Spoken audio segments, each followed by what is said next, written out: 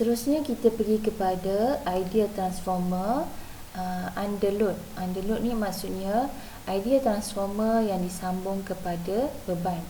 Beban kita ni sama ada motor ke, lampu ke, apa-apa sahaja beban yang kita nak hidupkan. Okey. So kalau kita lihat dari segi bagaimana arus pada bahagian secondary. Kalau tadi tanpa beban, kalau sekarang dah ada kita masukkan beban, maka arus pada bahagian secondary ini adalah bergantung kepada impedans bagi load kita. Okay, seterusnya kita tengok voltage ratio. So voltage ratio bagi primary voltage kepada secondary voltage adalah bersamaan dengan nisbah lilitan pada bahagian primary dengan bahagian secondary. Jadi tadi kita dah belajar di mana ratio kita wakilkan dengan A, di mana A sama dengan nisbah lilitan pada bahagian primary dibahagikan dengan nisbah lilitan pada secondary, bersamaan dengan voltan pada bahagian primary dibahagikan dengan voltan pada bahagian secondary. Jadi kalau kita tengok kat sini, EP primary, ES secondary, ataupun biasa ada yang guna V1 untuk primary, V2 untuk secondary. Okay, untuk current ratio. So kalau kita tengok current ratio kat sini, arus pada bahagian primary dibahagikan dengan arus pada bahagian secondary, maka dia akan bersamaan dengan voltage pada bahagian secondary dibahagikan dengan voltage pada bahagian primary. Okay, so kita tengok pada contoh soalan. Contoh soalan kat sini, kita ada dikata an ideal transformer has 150 primary turn and 750 secondary turn.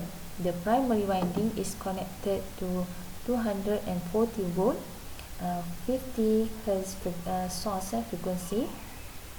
So dikata the secondary winding supply a load of 4 ampere at lagging power factor 0.8. So first kali dia suruh cari ratio, yang kedua dia suruh cari current pada bahagian primary, dan yang ketiga dia suruh cari berapakah nilai power yang dibekalkan kepada kita punya load. Okay, yang pertama tadi kita dah belajar ratio sama dengan A sama dengan kita ambil kita punya number of turn pada bahagian primary 150 dibahagikan dengan number of turn pada bahagian secondary 750.